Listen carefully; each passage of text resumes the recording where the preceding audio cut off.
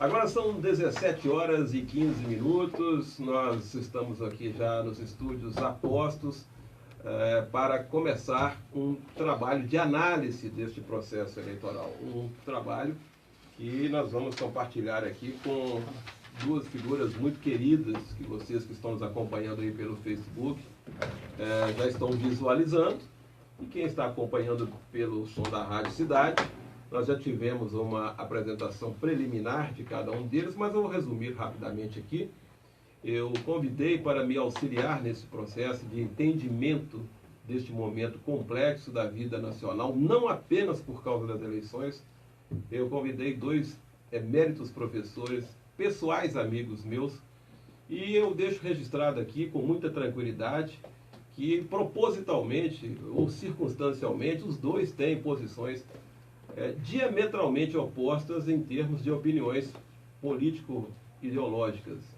O professor Amédio Germano, que é um amigo de longa data, e o Salatiel Ferreira Luz, professor Salatiel Ferreira Luz, que está conosco semanalmente aqui na Rádio Cidade, é também amigo de longa data, e os dois que cresceram, obviamente, na vida acadêmica. O professor Amédio hoje está em Teófilo num campus da Universidade Federal de Diamantina, já com várias titulações. O professor Salatiel, que também atua aqui junto à Faculdade de Direito da FIC, da Rede Doctor. E ambos, num determinado passado, apesar da divergência de pontos de vista, mas são figuras polidas, são figuras muito civilizadas, politizadas, e que têm muito a contribuir com essa tentativa que nós aqui, modestamente, vamos tentar mediar na busca do entendimento das coisas. Um outro fato também que merece registro é que tanto o professor Salatiel quanto o professor Amédio, é a última vez que vou chamar de professor aqui, vai ser Amédio e Salatiel, se me permitem essa ousadia, essa pretensão. Eles trabalharam, né? Aliás, eu tive a honra também de trabalhar no mesmo período de administração pública municipal, quando à época era prefeito o doutor Anselmo Bonifácio. Nós estivemos junto à assessoria, eu atuava na área de comunicação e os dois atuavam na Secretaria de Ação Comunitária na época, né? Então eles já têm uma estreita ligação, são amigos de longa data, e esta divergência, obviamente, não é impeditivo para que eles nos ajudem a tentar entender o que está acontecendo. Esta eleição, que exaustivamente foi chamada, e está sendo chamada ainda de atípica, é uma eleição que ganhou vários rótulos, né, ao longo de todas essas campanhas.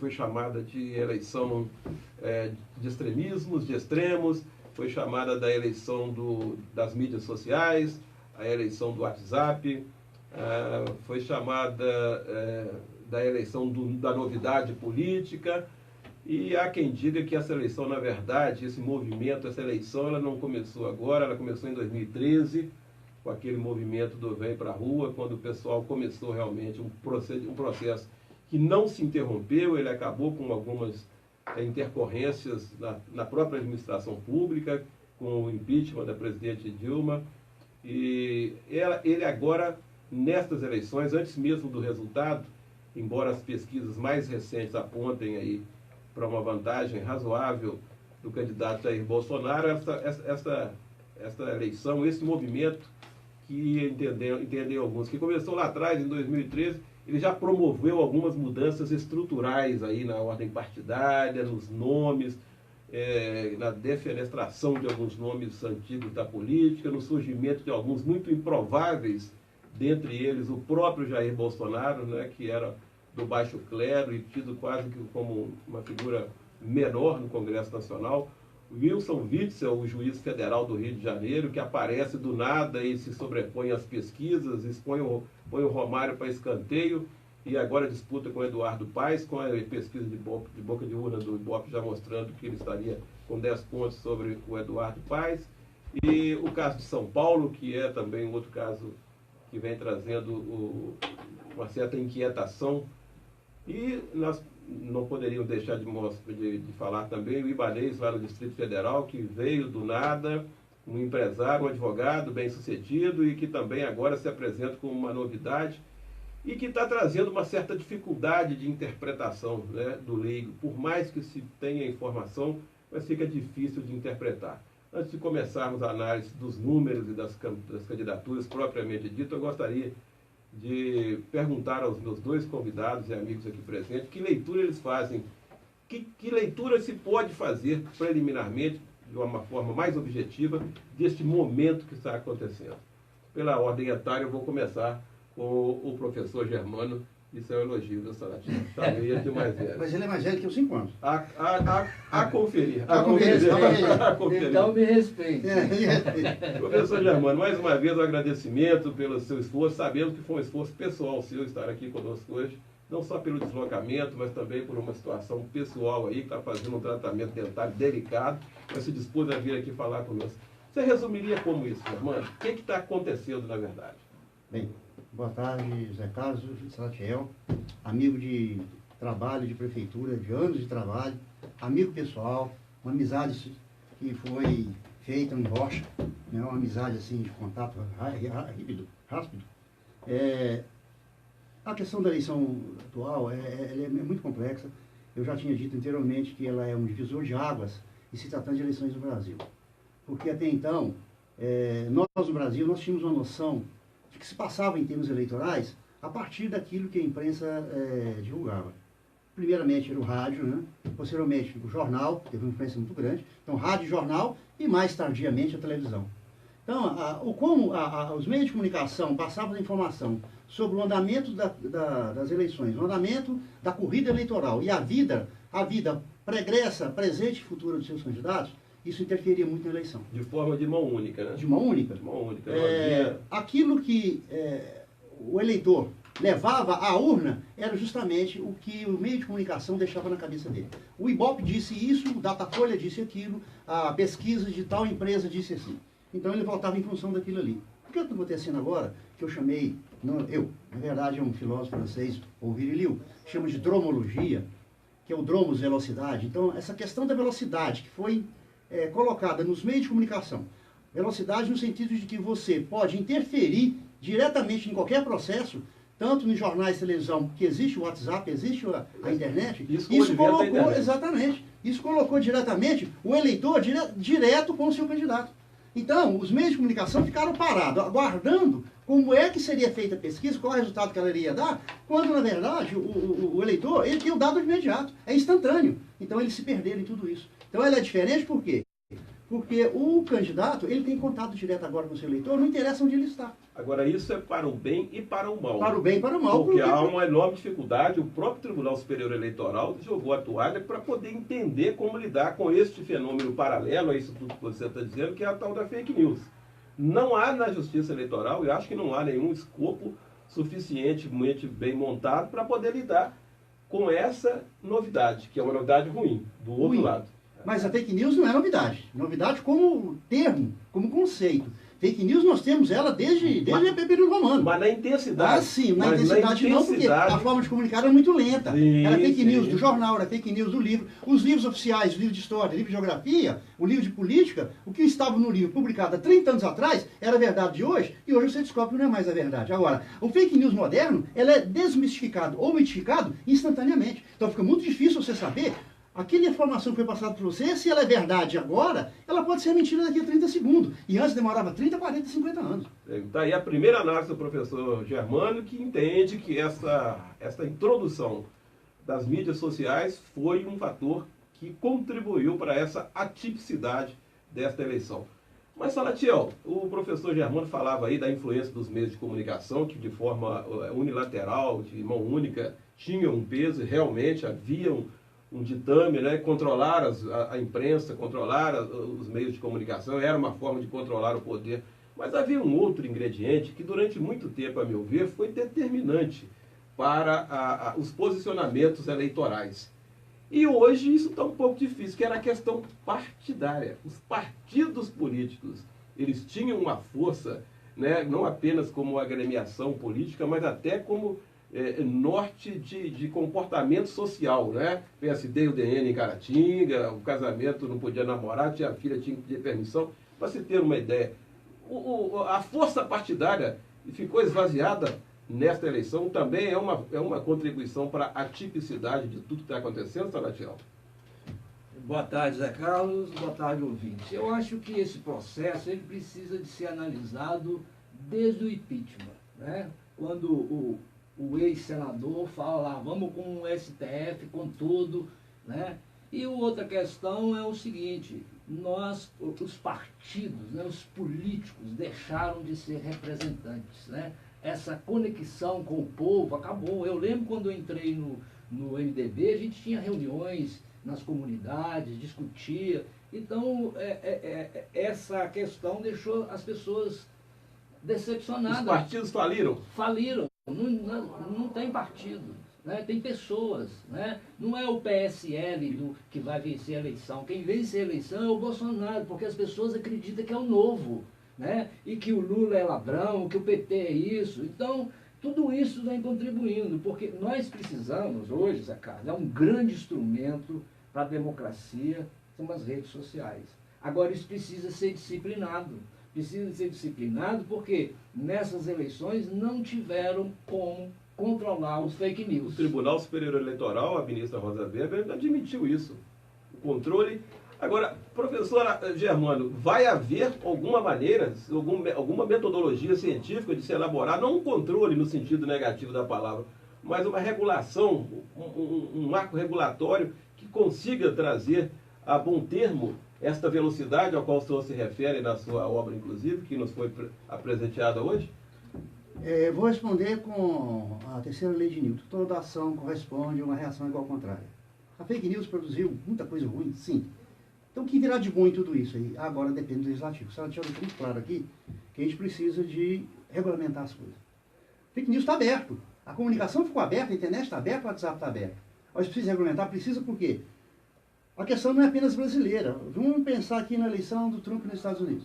Né? Vamos pensar na eleição da Rússia. Vamos pensar na eleição da França e na eleição da Itália agora recentemente. Né? A Alemanha também. Quem é que faz o controle dos meios de comunicação? WhatsApp e também outros meios, no Facebook, por exemplo, eles foram acusados. Agora, acusado de quê? Acusado porque deixaram com que o seu eleitor se manifestasse livremente? Então, qual é o meio que nós vamos utilizar para controlar isso? Agora, isso vai ter que ser legislado. De que forma vai ser legislado? A resposta, eu não tenho ela agora, e nem esse Congresso que está aí, porque ele está saindo. O Congresso que virá, ele vai ter que regulamentar de alguma maneira. Quer dizer, como você não tem uma formação básica, que o brasileiro não tem, a América Latina de forma geral não tem, mas a Europa também não tem. Quando eu não tenho uma formação básica de respeitar os direitos do outro, até onde vai o seu direito, então nós não temos uma formação clássica, uma formação humanística para respeitar os direitos do outro, então vai ter que ser regulamentado de alguma maneira. Particularmente eu sou contra a regulamentação, mas o nível educacional que nós temos hoje é necessária a regulamentação. Professor Salatiel, o Germano está falando aí em renovação, esse Congresso vai sair. Teve renovação mesmo ou mudança apenas? Houve apenas mudança. Para mim não vi nenhuma renovação, porque muitos desses que foram eleitos, eles não sabem nem onde fica o Congresso Nacional. Estão indo pela primeira vez, nunca abriram um livro de política na vida deles. Por que eu falo isso? Pelas declarações que eles estão dando aí. Então, assim, houve troca. Não houve mudança. Não houve renovação. Nós vamos ter um Congresso medíocre, né? Um Congresso que não entende a sua responsabilidade para com o povo brasileiro. É isso que nós vamos ter. Agora, com relação à questão dos fake news, é preciso regulamentar. A gente tem uma formulinha, né? O Germano já estudou direito, sabe disso, tive até a honra de ser professor dele. A gente tem lá uma teoria chamada teoria tridimensional do direito, que é fato, valor e norma. Um fato que é importante para o direito e vira uma norma. Então é preciso sim regulamentar isso, porque não pode, né? É um meio muito importante para a democracia, mas é o lugar que mais reúne idiota por centímetro quadrado, porque o sujeito antes não falava nem em casa, agora ele tem uma rede social que ele pode falar a asneira que ele quiser, inclusive ofender as pessoas. Alguém, eu não me lembro quem, uma figura notória aí recentemente, disse que é um universo, que a internet é um espaço para idiotas, né? Uma figura pública dessas não, aí. Quem disse isso foi um grande jurista. Eu vou, ao longo do programa, eu vou me lembrar que ele escreveu um livro, Como Fazer uma dissertação, eu vou lembrar o nome depois. Ele disse, é muito importante, mas é o lugar que está aberto para qualquer idiota falar o que quer. O Salatiel mencionou, Germana, instantes atrás, a questão do Congresso que nós perguntamos aí. Ele disse que, não, na verdade, ele não percebeu renovação, ele viu foi mudança de nome de algumas pessoas despreparadas e que, aliás, é uma sina, né? É uma sina que nós temos, os estreantes na política, normalmente despreparados. Não há preocupação em se preparar. Primeiro entra para depois se preparar lá dentro, então costuma se preparar mal, se preparar para perpetuação, como alguns clãs, né? Principalmente lá no nosso Nordeste. Mas é um Congresso que ainda tem a responsabilidade muito aumentada a partir da Constituinte de 88. E falou-se muito aí, até se cogitou, curiosamente, dos dois lados, do Bolsonaro e do lado do Haddad, em se convocar, né, de uma forma um pouco mais de cima para baixo, que foi o general Mourão falar em comissão de notáveis para fazer uma Constituinte, e o Haddad, que no seu programa tinha a convocação de uma Constituinte. Você acha que é cabível mexer ou essa Constituição, que teoricamente é imexível, aí, a de 88, ela pode de alguma forma ainda ter uma valia para a sociedade brasileira com a performance dos nossos congressos dos últimos anos? Vamos lá. Mexer na Constituição. A Constituição não é imexível. Ela já sofreu alterações, centenas de alterações. Assim, é passível, sim. Vamos lá. Assim, em convocar uma Constituinte para fazer uma outra Constituição. Nas duas propostas, tanto a do Haddad quanto a do Bolsonaro, de mexer na Constituição é diferente. Bem, você mexer na Constituição de cima para baixo, isso aí eu não concordo. Eu não concordo, o Congresso não vai concordar, e acho que a imprensa, de modo geral, os órgãos brasileiros não vai aceitar. Você fazer uma convocação de um constituinte especificamente para isso, teoricamente é possível e é desejável. Bem, financeiramente é impossível. Eu posso, aqui ao longo aqui da nossa discussão, eu vou demonstrar isso, porque o Brasil está numa dívida violenta. A convocação do constituinte teria que ser exclusivamente para isso, ou nós vamos fazer como aquela constituinte anterior, que foi convocada para a constituinte, depois ela se perpetuou, porque ali foi um grande erro. Então nós teríamos a convocação da constituinte exclusivamente para alterar a Constituição. Ao que preço isso vai sair? A dívida que nós temos é muito grande. Quando aqui durante o nosso processo, eu vou fazer um comentário rápido sobre a nossa balança comercial, sobre como é que está a situação da dívida pública brasileira, é muito alta. Nós não podemos nos dar o luxo agora, nesse momento, de fazer uma mudança constitucional. Agora, ela é necessária? Eu acho que ela é necessária. Seu ponto de vista, Salatiel? Meu ponto de vista é o seguinte: a nossa Constituição, é claro, é obra humana, não é perfeita. Mas o que nós verificamos é o seguinte: ao invés do governante adaptar o seu governo à Constituição, ele quer adaptar a Constituição ao seu governo. E aí esse monte de emendas que tem aí. Então, é claro que uma Constituição, como a nossa, ela tem um núcleo que a gente chama de núcleo duro, que é o imexível, que são as cláusulas pétreas, e que é, por exemplo, o voto direto e secreto, a forma federativa do Estado, não é? Mas, no entanto, ela pode ser alterada e deve ser alterada quando assim o momento exigir. Agora, é impossível você ter uma Constituição que é uma Constituição rígida. Isso quer dizer que para sua alteração exige uma formalidade. Você ter hoje mais de 60 emendas. Então, você pode ver que isso está indo de encontro o que prega a própria Constituição. Então você vê, entra um presidente, seja ele PT, PMDB, primeira coisa que quer fazer é mudar a Constituição para adaptar ao seu programa. Por que não adaptar o seu programa à Constituição? A Constituição é uma lei para ser duradoura. Agora, esse negócio de convocar a Constituição para ser feita uma constituinte de notáveis, isso foi Constituinte de Dom Pedro I que fez isso e deu tombo no Brasil. Impôs uma Constituição, e foi nitidamente um tombo que ele deu, porque ele quis dar uma de democrático, vamos convocar uma Constituição. Quando ele viu que ele ia perder o poder, ele desmancha a bala. Desmanchou a bala. E convoca essas notáveis e depois quer dar uma conotação de uma Constituição democrática querendo o referendo do povo. Isso aí... Bem, fazendo uma interrupção aqui, o Ibanez já está colocando 70,29 a 29 sobre o Rodrigo Hollenberg lá, com apuração de urnas já. Isso aí não é boca de urna, já é apuração mesmo. Então está se confirmando aí um pouco menos do que se esperava de vantagem, mas que parece ser e deverá ser a mais expressiva vantagem de um candidato sobre o outro, o Rodrigo Ibanez, que eu não sabia, dizem que é muito rico, eu não sabia. Nós vamos a um rápido intervalo e daqui a Pelo nome já se imagina que deve ser rico, né? Não é libanês, é ibanês. Ibanez. Isso é uma mesclagem que eles fazem no Brasil Corruptela.